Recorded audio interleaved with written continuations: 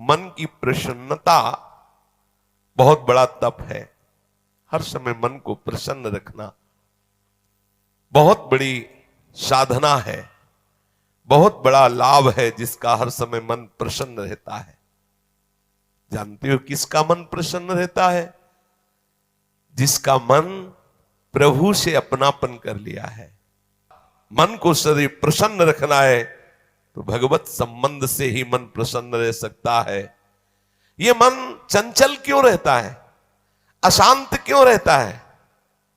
ये जितना विषयों का चिंतन करेगा, जितना नाशवान परिवर्तनशील वस्तु व्यक्ति स्थान का संबंध स्वीकार करेगा, उतना ही जलेगा, उतना ही अशांत रहेगा, उतना ही चंचल रहेगा। त्यागाच्छांति अनंतरम, जितना ये सब वस्तु व्यक्ति स्थान का राग त्याग करेगा, उतना ही शांत हो जाएगा, उतना ही आनंदित हो जाएगा, उतना ही प्रसन्न हो जाएगा। मना प्रसादः, यदि आप मन को प्रसन्न करना चाहते हैं तो किसी भी व्यक्ति वस्तु स्थान का इसे संबंध न रख ले पावे, ये सावधानी रखना। और होता क्या है, बोले चलो मनोरंजन करते हैं। कहां? किसी व्यक्ति में, किसी वस्तु में, किसी स्थान में, किसी द्रव्य में। होता क्या है, मनोरंजन होता नहीं, एक नई जलन, एक नई चिंता, एक नई कामना, एक नई वासना, एक नया फसाव। चले थे आनंद लेने और फंस गए। हमारा मन प्रसाद, मन प्रसन्न कब होगा? बहुत ध्यान की बात है। भगवान कह रहे त्यागाच्छांति अनंतरम, यदि आप शांति देना चाहते हो अपने मन को, आनंद देना चाहते हो, प्रसन्नता पाना चाहते हो, तो आप वस्तु व्यक्ति स्थान के संबंध से रहित कर दो अपने मन को। एकमात्र प्रभु के चरणारविंद में आप अपने मन को लगा दो। फिर आप देखें आपका मन सदैव प्रसन्न रहेगा, क्योंकि प्रभु अविनाशी है, वस्तु व्यक्ति स्थान परिवर्तनशील है। वो एक रस प्रसन्न रह ही नहीं सकता जिसका वस्तु व्यक्ति स्थान से संबंध है, नहीं रह सकता, क्योंकि वो एक रस नहीं है तो मन कैसे एक रस होगा? वो विनाशी है, परिवर्तनशील है, मूल में दुख है, केवल ऊपर से सुखद दिखाई दे रहा है। मन में अशांति, दुख, क्लेश, बंधन का कारण है किसी वस्तु व्यक्ति स्थान से अपनापन कर लेना। सूक्ष्मता से देख लीजिए, अभी हम यही फंसे हैं, चाहे हम ज्ञानी भगत हो, चाहे प्रेमी भगत हो, अभी केवल मन के भगत हैं। मन को अभी भक्ति के मार्ग में नहीं खड़ा कर पाए। किसी भी वस्तु व्यक्ति स्थान से राग न रह जाना, ये वैरागी का लक्षण है। समस्त वस्तु व्यक्ति स्थान में एकमात्र सच्चिदानंद आराध्य देव को देखना, यह अनुरागी का लक्षण है। हम देखें कि हम ना तो वैरागी है ना अनुरागी है, हम तो रागी है। हर वस्तु व्यक्ति स्थान से हम सुख भोगना चाहते हैं। देख लो, अगर ऐसा नहीं तो फिर मन जाएगा ही नहीं। जब तक सुख की लालसा नहीं तब तक मन जाने वाला नहीं। इसको जहां जहां सुख का मिलने का भाव है वहीं वहीं ये जाता है। जब धन संपत्ति, स्त्री, पुत्र, नाना प्रकार की भोग सामग्री, इनमें हम अपनापन कर लेते हैं तो मन हमारा चंचल हो जाता है। सबका प्रश्न होता है, मन भजन में नहीं लगता, चंचल है। मन चंचल आपने किया है, आपको ही छोड़ना पड़ेगा। आपने वस्तु व्यक्ति स्थान से संबंध कर लिया है, वो चंचल, परिवर्तनशील, नाशवान, वही लक्षण मन को आ रहे। वो आप अविनाशी प्रीतम से अपना संबंध कर लो, देखो कितना आनंद मन में रहता है, कितनी प्रसन्नता रहती मन में। भगवत चरणारविंद का आश्रय लेने वाला हर समय प्रसन्न रहता है, ये पहचान है। भारी से भारी विपत्ति में भी उसका हृदय आनंदित रहता है, क्योंकि ये विपत्ति संपत्ति बाहरी बात है। वो जिस आनंद में मगन है वहां न विपत्ति का न संपत्ति का, दोनों का प्रवेश नहीं, न हर्ष न शोक का। इसलिए मना प्रसादा, साधक ध्यान दे संतुष्टा येन केनवा। हर परिस्थिति में मन को प्रसन्न करना सीखे, प्रसन्न रखना सीखे। परिस्थिति में प्रसन्न तभी रह सकते हैं जब भगवत चरणारविंद का आश्रय नहीं। कभी परिस्थितियां किसी को चैन नहीं लेने देती, कभी संयोग, कभी वियोग, कभी हर्ष, कभी शोक, कभी अनुकूल, कभी प्रतिकूल, कभी मान, कभी अपमान। इसी द्वंद्व में हम पिसते रहते हैं। तो मन कहां प्रसन्नता का अनुभव कर पाता है। मन की प्रसन्नता के लिए सांसारिक वस्तु, व्यक्ति, परिस्थिति, देश काल, घटना आदि को लेकर के हम अपनापन, अहम करके उसे ना माने। जैसे ये व्यक्ति मेरा है, ये वस्तु मेरी है, ये स्थान मेरा है, ये अमुक अमुक मेरे। अब आपका मन प्रसन्न नहीं रहेगा, जलेगा, अशांत रहेगा। अपने स्वार्थ या अभिमान को लेकर किसी का पक्षपात न करना। यदि आप अपने मन को प्रसन्न रखना चाहते हैं तो अपने स्वार्थ की पूर्ति के लिए या अभिमान की पूर्ति के लिए किसी का पक्ष न लेना। किसी का मंगल करने के लिए, किसी को आनंद प्रदान करने के लिए हम भले सलाह दे दें, लेकिन अपना अहंकार पोषण करने के लिए, अपने स्वार्थ की पूर्ति के लिए हम पक्षपात न लें। नहीं, हमारा मन प्रसन्न नहीं रह पाएगा। मन को सदा दया भाव से युक्त रखे, क्षमा भाव से युक्त रखे। दूसरों को कैसे हम सुख पहुंचावें, ऐसे मननशील बने। सदैव सुख देवे को चाव चित, सब सोहित निष्काम। सबको सुख पहुंचाऊं लेकिन किसी से सुख पाने की लालसा ना हो, मन प्रसन्न रहने लगेगा। मन में जब दूसरों के हित की भावना होती है तो प्रसन्नता का प्रादुर्भाव होता है। और सदैव मन को प्रसन्न रखने के लिए थोड़ा भोजन पाना सीखें, कम बोलना सीखें, कम सोना सीखें और सदैव भगवान नाम जपना सीखें। अखंड प्रसन्नता आ जाएगी। मानते हैं प्रारब्ध के अनुसार शरीर रोगी हो सकता है, परिस्थिति प्रतिकूल आ गई, संसार ने तुम्हारा त्याग कर दिया, लोग निंदा करते हैं, लेकिन आप प्रसन्न रहेंगे क्योंकि आपने बहुत बड़े करुणा निधान आनंद समुद्र प्रभु का आश्रय ले लिया है। उस आश्रय में जो बाधक भाव है उनका त्याग कर दीजिए। अधिक भोजन करने वाला कभी प्रसन्न नहीं रह सकता। और बड़ी विचित्र ये जिह्वा है, ऊब गए भगवान। रोज इसे पवाओ, लेकिन रोज नए नए पदार्थ, पेट बढ़ता चला जा रहा है, मांस पेशियां बढ़ती चली जा रही, कब्ज बढ़ती चली जा रही है और जिह्वा खाते खाते बूढ़ी होने जा रही, फिर भी और खाओ और खाओ। पता नहीं कब तक खाओ खाओ खाओ। भोजन पर साधक ध्यान दे, नहीं तो आनंद का जो विषय मन की प्रसन्नता है वो आप नहीं धारण कर पाएंगे। बोले हित परमित भोजी, थोड़ा सरल, स्वाद रहित, स्वास्थ्य वर्धक, सतोगुणी भोजन पाया जाए। स्वाद रहित भोजन बहुत आवश्यक है भजन मार्ग में, बहुत आवश्यक। ये अधिक मीठा, चटपटा, खट्टा, ये वो सब कामोत्तेजना पैदा करता है, कब्ज बनाता है, मन को चंचल करता है। कई तरह के भयानक ऐसे दोष जो हमारी साधना में हानिकारक है। पक्का समझ लीजिए, ये अनुभूत बात कहते हैं। भोजन जितना सरस होगा, भजन उतने चौपट होगा। पक्का समझ लो। ये भोजन बहुत घातक वस्तु है, बहुत घातक वस्तु है। साधक इस बात पर ध्यान दे, ये भोजन हमें मारे डाल रहा है। हमारा जीवन भगवत प्राप्ति के लिए है और ये आज पा लिया, वो पा लिया, ये गुलाब जामुन, ये लड्डू, ये वो, बस बुद्धि में विचलता, भगवत चिंतन रहित और नाना प्रकार की वासनात्मक खेल की कामनाएं, कल्पनाएं, ये भोजन के कारण। बहुत आवश्यक है भोजन सुधारना। भोजन नींव है परमार्थ की। जैसा खाओ अन्न वैसा बने मन। तो मन प्रसाद कैसे प्राप्त होगे, क्योंकि आपका भोजन ठीक नहीं है। बहुत सावधान, बहुत सात्विक और नियमित परमित भोजन हमें मन प्रसादा स्थिति में निश्चित निश्चित प्रतिष्ठित कर देगा।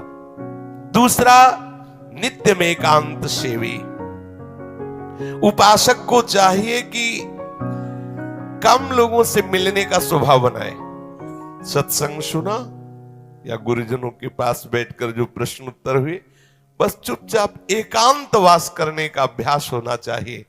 हर समय हम किसी से बात करते रहे, हर समय हम किसी से मिले रहे, हर समय कोई हमारे समीप रहे, तो हमारी अंतर्मुखता नहीं हो। भले वो हमसे बात न करे, लेकिन हमारी अंतर्मुख वृत्ति में वो बाधक हो जाएगा। इसलिए साधक को चाहिए कि वो एकांत सेवी बनने का स्वभाव बनाए, ज्यादा किसी से बात नहीं कर। वैसे बात करने का नियम तभी रखना चाहिए जब कोई आपसे प्रश्न करे और प्रश्न का उत्तर आवश्यक है देना, उत्तर देने से उसका मंगल होगा तो ही बात करें, नहीं ना करें। बहुत कम जीवन है हमारा, बहुत कम समय है। हम अगर व्यवहार प्रपंच की सत्ता को सत्य मान कर केवल यही हमारा कर्तव्य है, यही ऐसा व्यवहार का निर्वाह करना, तो हम भगवत साक्षात्कार कब करेंगे? कब हमारे हृदय में वो अखंड प्रसन्नता, कब हमारे हृदय में वो अखंड विकलता भगवत साक्षात्कार की होगी? और बोले वाणी से हितकर मृदु वचन बोले, एकांत सेवन करे और नींद भी एक नियमानुसार करे। स्वल्प निद्रा विहारा, स्वल्प सोने का समय बनाए। 24 घंटे में 5 घंटे बहुत है शयन करना, बहुत है, मतलब बहुत हो गया 5 घंटे। 6 घंटे तो उनको जो बहुत शारीरिक श्रम करते हैं, 7 घंटे मतलब खत्म। अब इसके आगे साधक शब्द नहीं लगेगा। 6 घंटे तक तो मतलब बहुत हो गया कि बहुत श्रम करता है, इसलिए ठीक है। 7 घंटे मतलब प्रमाद स्थिति आ गई, 7 के बाद तो प्रणाम है, फिर तो कोई बात ही नहीं है। अब आप देख लो किस श्रेणी में आप हैं। उत्तम साधक 4 घंटे में हो जाता है, ठीक है। 5 घंटे, 5 घंटे पर्याप्त है। और जिनको बहुत शारीरिक श्रम होता है वो 6 घंटे, और कुछ तो ऐसे होते हैं कि हर घंटे में झपकी, हर घंटे में आनंद। हाँ, समाधि भाव को, निद्रा समाधि स्थिति, व्यास भरोसे कुंवर के सोत पाव प्रसाद। सत्संग हो रहा है, थोड़ी ढिलाई हुई, बस गए समाधि में गए, बिल्कुल। हाँ, मक्खी बन बनाए चाहे मच्छर बन बनाए चाहे महात्मा बन बनाए, कोई फर्क नहीं पड़ता। अपने निद्रा समाधि स्थिति, आओ समाधि भीतर। स्वामी हरदास जी कहते, मनी उतना डुलाओ, आओ समाधि भीतर। आ गए तो थोड़ा सावधान करे। स्वल्प निद्रा विहारा, और घूमने फिरने का भी एक नियम होना चाहिए। आपकी दिनचर्या एक नियमित होनी चाहिए। यदि आप नियम के अनुसार भोजन, नियम के अनुसार शयन, नियम के अनुसार घूमना और नियम के अनुसार बोलना चालना रखेंगे नियम से, तो आपका मन बहुत शीघ्र भगवत चरणारविंद में लग जाएगा। भगवत चिंतन से मन में प्रसन्नता आ जाती है। यदि आप ऐसा करेंगे तो आपका मन सदैव प्रसन्न रहेगा। अभिषेक जी दिल्ली से, प्रणाम गुरुदेव। जब हमें पता है कि कोई चीज़ सही नहीं है पर हम उसे सुधार नहीं पा रहे और हमें लगता है कि हमारे पास वो बल नहीं है, तो प्यारी जू बचा लेंगी, ऐसे में थोड़ा स्पष्ट करके वर्णन करो। आप जैसे अगर हम सुबह जल्दी नहीं उठ पाते हैं और हम कोशिश कर रहे हैं कि, ये सब दलीलें प्रमाद की हैं, इनका कोई महत्व नहीं। ये सब बेकार की बच्चा बातें हैं कि हम उठ नहीं पाते हैं, बेकार। इस विषय में हम बिल्कुल कोई छूट नहीं देंगे और ये बिल्कुल बेकार की बात है। क्यों नहीं उठ पाते हैं? हमारा उद्देश्य भगवत प्राप्ति है। हमें नींद आ जाए, हम ऐसे प्रमाद स्थिति में, कभी शरीर बीमार हो तो बात अलग है, कैसी बात करते हैं, ऐसा नहीं है। ये तो मतलब ऐसा है कि मतलब जल्दी सोने की वजह से नहीं उठ पाता हूँ। कुछ नहीं, नियमावली और उद्देश्य दो में बल होता है। हमारा उद्देश्य है भजन करके प्रियालाल को रिझाना। तो हम लोग ऐसे थोड़ी उठते थे शुरुआत में कि भाई सर्दी का समय तो रजाई उड़ के भजन नहीं। पहला काम घड़ी में हमारा राइट टाइम हुआ, सब हटा दिया, नीचे उतरे, वज्रासन में बैठे, जल पिया, शौच स्नान, अपनी दिनचर्या में दंड बैठक मारी, अपनी दिनचर्या में। साधु का मतलब क्या, फौज का जैसे आदमी नहीं, ऐसे भगवत पार्षद होता है कोई, ऐसे थोड़ी जो मरा मुरा लंजू पुंजू ऐसे। वो तो शरीर रोग ग्रसित हो जाते हैं, प्रारब्ध अनुसार वो बातें अलग होती हैं। सूरवीरों का कार्य है उस समय थोड़ी कई बजे थोड़ी देर और सो लें, है प्रमाद स्थिति का आदर नहीं है, तुरंत हटाए, तुरंत मुंह में ठंडा पानी मारो, आगे भजन में बढ़ो। इसके लिए ये नहीं चलेगा कि अब आप कोई जादू कर दो, कोई कृपा कर दो।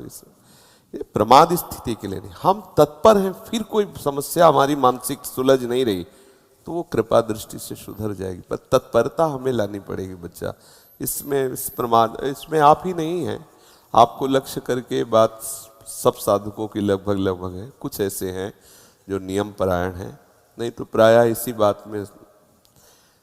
शयन में कितना सुख मिलता है, क्या ये तमोगुणी निद्रा जनित सुख से हम ऊपर नहीं उठ पा रहे? ये कोई सुख है यार? ये कोई सुख है? मतलब यही है कि उस परमात्मा तत्व का थोड़ा भी रस नहीं मिला, इसलिए ये सुख लगता है। हम सो रहे हैं, सुख है? ये कोई सुख है? तमोगुणी ये निद्रा आलस्य प्रमादोत्तम, ये हमारा कोई सुख का विषय है?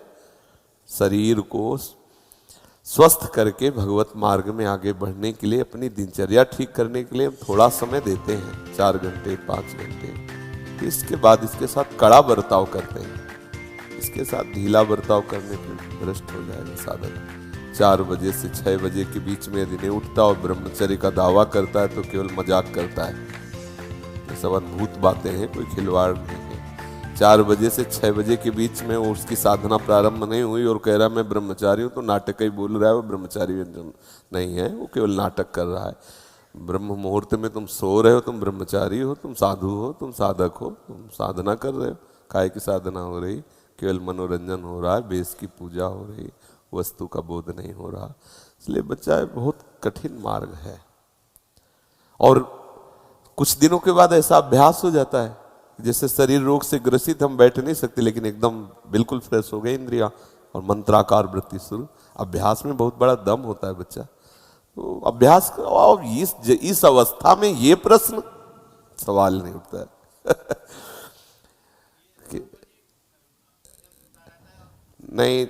नहीं, दिनचर्या में प्रमाद स्थिति ना तो शयन के समय होनी चाहिए, ना उठने के समय होनी चाहिए। अगर हमारा शयन का समय 11 बजे है तो सब बंद, मंत्राकार वृत्ति करते हुए सो गए, अपने समय से उठ गए।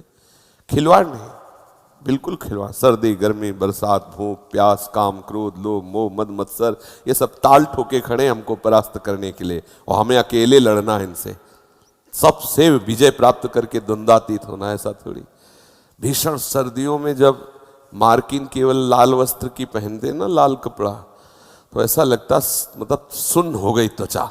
जब हमें ज्यादा परेशानी आ जाती है ठंड, तो गंगा स्नान करते, डुबकी मार, ऐसा कर। कुछ दिनों के बाद एकदम शरीर सम में आ गया। कई वर्ष ऐसे ही रहे, कोई स्वेटर नहीं, कोई गर्म साल नहीं, कोई कंबल नहीं, ऐसे ही भीषण सर्दी, भीषण गर्मी, भूख, प्यास, सब। तब भगवदाकार वृत्ति का ये खिलवाड़ थोड़ी कि सर्दी है तो हीटर में बैठे हैं, नहाना है तो गीजर में नहा लिया, और गर्मी है तो एसी में बैठे हैं, रात्रि में 12, 1, 2 बजे तक मनोरंजन चालू है, फिर सो के उठे 8 बजे तक सुबह और बोले हम साधक हो, हम साधना। तो भाई होगी कोई साधना? हमारे परिचय में तो है नहीं ऐसी कोई साधना। दिनचर्या हमारी बिल्कुल ठीक होनी चाहिए। हम ऐसा प्रमाद न करें कि नींद नहीं आ रही तो हम मनोरंजन कर रहे हैं, या भाई चलो सत्संग ही सुन रहे। नहीं, बिल्कुल नहीं। लेट गए, विश्राम का समय है 11 से 3, बस हम आपको सैया में लेटे मिलेंगे, नींद आवे ना आवे उसके हम ठेकेदार नहीं। 3 बजे उठ के हम तुम्हें फिर रगड़ेंगे परमार्थ की वृत्ति पे।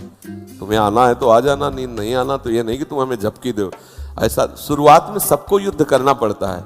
शुरुआत में जब बच्चे ही तो थे, जैसे कभी ऐसे नींद आने को तो हम चुटकी काटते थे, ऐसे कभी कभी जो है जल रखते थे, ठंडा जल ऐसे मुंह में मार लेते, कभी कभी कस के अपने, और एक जिद्दी स्वभाव, खड़े हो जाते, दीवाल का सहारा लेके एक पैर उठा लेते, दर्द होने दूसरे पैर उठा।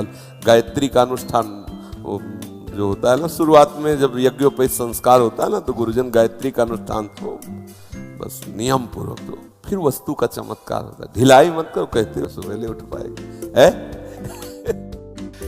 जो चाहिए, सच्ची बात कहता हूं, इस बात पर कोई विश्वास नहीं करेगा, जो करेगा वो आनंद में डूब जाएगा।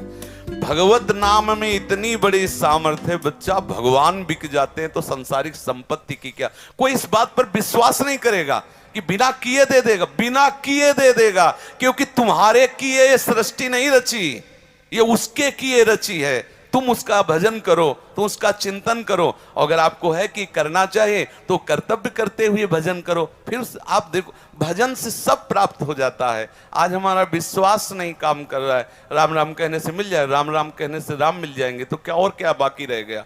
सब राम से ही तो है। कृष्ण कृष्ण कहने से कृष्ण मिल जाएंगे। ये बहुत विचित्र भगवान की माया है, इस बात को समझने नहीं देती। आपको जो चाहिए वो मिल जाएगा, पक्का मिल जाएगा। हमारा विश्वास है, हमारा अनुभव है, जो चाहिए वो मिल जाएगा। जो चाहिए, कर तुम अकर तुम अन्यथा कर तुम सर्व समर्थ, ऐसे चमत्कार तुम्हारे जीवन में होंगे कि तुम आश्चर्यचकित हो जाओगे। केवल भगवत नाम का आश्रय ले लो, कृष्ण कृष्ण बोलो, राधा राधा बोलो, आप खुद देख क्या चला जाता है। अंदर ही अंदर मनन करते रहो, बाहर से खूब काम करते रहो, क्या परेशानी होनी। और अगर विजय ना हो जाए तो हमें बता, धन सच्ची कहते हैं तुम ऊब जाओगे कि भगवान बंद कर दो धन देना, सच्ची कह रहे हैं। अब 10 दिन जपो, इसके बाद देखो कि बैंक में बैलेंस आया कि नहीं आया हमारे नाम का, तो वो फिर कहोगे वो 10 दिन हो गए जपते हुए, अभी उतना तो नहीं आया कि हमारे पास कि हम ऊब जाए। थोड़ा धैर्य पूर्वक जपो, वो तुम्हारे पापों का अशुभों का नाश करेगा। और जहां सुकृत उदय हुए फिर आनंद ही आनंद रहे। जिसके भगवान, जिसके राम धनी वाके कौन कमी, जिसके प्रभु स्वामी उसको क्या कमी हो सकती। आज हमारी बुद्धि मलिन हो गई, इसलिए हम भगवान की तरफ अगर थोड़ा चलते भी हैं तो वैसे ही चलते हैं कि हमारा काम बन जाना चाहिए। हमारी मान्यता में भले हमारा काम न बने, लेकिन उनकी मान्यता में यदि काम बन रहा है तो हमारा मंगल है। थोड़ी देर के लिए हमें लग सकता है ये हो जाना आवश्यक था, लेकिन वो हो गया और हमारा नाश हो गया तो हमारा मंगल थोड़ी हुआ। प्रभु इसीलिए उसे नहीं होने दे रहे कि तुम्हारा नाश ना हो जाए। वो जानते हैं, वो सर्वज्ञ हैं, वो वही करेंगे जिससे हमारा मंगल होगा। मंगल भवन है, अमंगल हो नहीं सकता है, विश्वास कर लो। और बिना भजन किए सुख नहीं मिल सकता। तब लग कुशल न जीव को सपने मन विश्राम, स्वप्न में भी शांति नहीं। बच्चा जो बहुत धनी है ना और भगवान से विमुख है तो बेचारे हैं, बेचारे। कब उनके प्राण निकल जाए। उन पूर्व सुकृत तो नष्ट कर रहे हैं भोगों के द्वारा, आगे खाली कुछ नहीं है, दुर्गति पक्की है। आज आप भले गरीब हो, आज आपके पास सब संपत्ति नहीं, लेकिन आप भगवान के आश्रित हो तो आपके पास वो संपत्ति आ रही है जो कभी नष्ट नहीं होने वाली, सदा आपका मंगल करने वाली। थोड़ा धैर्य पूर्वक रहो। भक्त भले तुम्हें गरीब दिखाई दे, लेकिन उसके जैसा आनंद किसी को नहीं हो। थोड़े दिन की बात है, हमारे अशुभ जब तक है तब तक हमें परेशानी। जहां अशुभ नष्ट हुए तो शास्त्र और संत जन इस बात के साक्षी हैं कि भगवान मंगल भवन है, मंगल ही मंगल होगा, अमंगल हो नहीं सकता।